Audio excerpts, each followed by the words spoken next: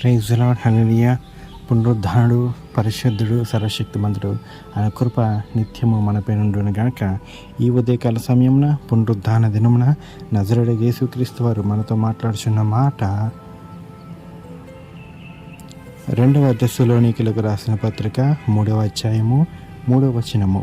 అయితే ప్రభువు నమ్మదగినవాడు, ఆయన మిమ్మును స్థిరపరిచి దుష్టత్వం నుండి కాపాడను. ఆమేన్, హల్లెలూయా. చూడండి, ఇక్కడ దేవుడు నమ్మదగినవాడు. ఎందులో మనం ఆయన నమ్మాలి అంటే ప్రతి ఒక్క దుష్కార్యంలో నుంచిను, ప్రతి ఒక్క పాపంలో నుంచిను, ప్రతి ఒక్క శాపంలో నుంచిను, ప్రతి ఒక్క పాప భారం అనే కాడిలో నుంచి దేవుడు మనల్ని విడిపించే దేవుడే ఉన్నాడు. కాబట్టి ఆయన్ని మనము నమ్మాలి. మనము ఆయన నమ్మితేనే ఆయన అనేక అద్భుతమైన కార్యములు మన పట్ల చేయుటకు ఆయన సంసిద్ధంగా ఉన్నాడు. ఎందుకని దేవుణ్ణి మనం నమ్మాలి? దేవుని నమ్మకపోతే కార్యాలు జరిగించడా? దేవుణ్ణి నమ్మాలి అంటే ఈ లోకంలో ఎవరు చేయగలరు బలమైన కార్యములు అని ఆలోచించుకుంటే, బైబిల్ పరంగా చూసుకుంటే గనక ఈ లోకంలో అనేక మంది వచ్చారు వెళ్ళారు, కానీ ఎన్నో అద్భుతాలు మహాత్కార్యములు దీనుల పక్షంలో నిలబడి ఎన్నో సూచక్రియలు మహాత్కార్యాలు చేసిన దేవుడు ఎవరైతే ఉన్నారు అంటే అది జీవం కలిగిన యేసుక్రీస్తు వారు మాత్రమే. అందుకనే ఆయన్ని మనము నమ్మాలి. చూడండి, ఒక వ్యక్తి మంచివాడా చెడ్డవాడా అని తెలుసుకోవాలి అంటే ఆ వ్యక్తితో నువ్వు సహవాసం చేస్తే నీకు అర్థమవుతుంది. ఆ వ్యక్తి సహవాసం నువ్వు చేయట్లేదు. ఎవరన్నా కొంతమంది వ్యక్తులు నీ దగ్గరికి వస్తే నువ్వు వారు చెప్పిన మాటలను బట్టి ఆ వ్యక్తి మంచివాడా చెడ్డవాడా అని నువ్వు తెలుసుకోవచ్చు. అదే ఏదైనా పుస్తకాల్లో నుంచో గ్రంథాల్లో నుంచో కూడా చూసుకొని ఆ వ్యక్తి మంచివాడా చెడ్డవాడా, లేకపోతే మనకు సరిసమానుడా, లేకపోతే మనకంటే శక్తివంతుడా అని రాసిన గ్రంథాల ద్వారానో పుస్తకాల ద్వారానో తెలుసుకుంటాం. అలాగే బైబిల్ గ్రంథంలో దేవుడు మానవుల కొరకు ఆయన గురించి ఆయన తెలియజేయపరిచాడు. కాబట్టి బైబిల్ పరంగా చూసుకుంటే గనక యేసుక్రీస్తు వారు మాత్రమే నమ్మదగినవాడు. ఇంకా ఎవ్వరును కూడా నమ్మటకు అర్హులు కారు. మనము నమ్మేంత యోగ్యత కూడా వారిలో లేదు.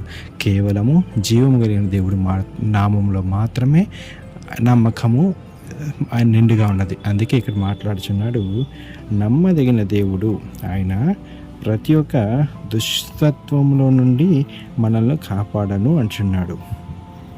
ఇంకొకటి, మనల్ని స్థిరపరిచి, ఉట్టిగా కాదంట, మనల్ని స్థిరపరిచి ప్రతి ఒక్క దుష్కార్యం నుంచి మనల్ని కాపాడతాడని. అది మన గొప్పతనం కాదు, ఆయన మనకిచ్చిన కృప మాత్రమే. ఎందుకు పనికిరాని వారు మనకి ఆయన నామాన్ని ఇచ్చారు అంటే అది ఆయన కృపే. నిజంగా దేవుని యొక్క సంగమా, ఈ ఉదయకాల సమయంలో ప్రతి ఒక్కరం దేవుణ్ణి ఆరాధిద్దాం. ఆయన నామంలో పూర్ణ హృదయంతో పూర్ణ శాంతితో ఆయన మన కొరకు ప్రాణం పెట్టాడు. కాబట్టి ఆ ప్రాణం పెట్టిన వ్యక్తిని నమ్మి ఈ రోజంతా కూడా మనం దేవుని ఆరాధిద్దాం. చిన్న వాక్యము దేవుడు దీవించి ఆశీర్వదించునుగాక. ప్రార్థన చేసుకుందాం. పరిశుద్ధుడవు, సర్వశక్తిమంతుడవు, సర్వాధికారి, నీకే వందనాలు, మీకే కృతజ్ఞతాస్తుతులయ్యా. నీవు నిన్న నేడు ఏకరీతిగా ఉన్న తండ్రి, నా పరమ తండ్రి, రాజాధిరాజు నా పరమ తండ్రి, నీకే వందనాలు, మీకే కృతజ్ఞతాస్తుతులు నా పరమ తండ్రి. అయ్యా, మేము ఎంతకు నమ్మదగిన వారము కాకపోయినప్పటికీ నా పరమ తండ్రి, నీవు నమ్మదగిన వాడిగా నా పరమ తండ్రి, ఈ లోకానికి వచ్చిన విధానాన్ని బట్టి నీకే స్తోత్రములు. అయ్యా, మమ్మల్ని స్థిరపరిచి ప్రతి ఒక్క దుష్టత్వంలో నుంచి మమ్మల్ని కాపాడండి. ప్రతి ఒక్క దుష్కార్యం నుంచి మమ్మల్ని విడిపించండి. ప్రతి ఒక్క శాపము, నిందలు, అవమానము నా పరమ తండ్రి, ప్రతి ఒక్కటి నుంచి తండ్రి మమ్మల్ని కాపాడమని అడుగుచున్నాము నా పరమ తండ్రి. దీనుల్ని అల్పుల్ని కూడా జ్ఞాపకం చేసుకోండి. ప్రతి ఒక్క బిడ్డని దీవించి ఆశీర్వదించమని, ఈ హోలీ స్పిరిట్ మినిస్ట్రీస్ని కూడా నా పరమ తండ్రి మీరు దీవించి ఆశీర్వదించమని, నజరేయుడు సర్వశక్తిమంతుడు దేవుడి నామంలోనే, పరిశుద్ధుని యొక్క దేవుడి నామంలోనే ఈ ప్రార్థన అంతయు అడిగి వేడుకుంటున్నాం నా పరమ తండ్రి. Amen, amen, amen.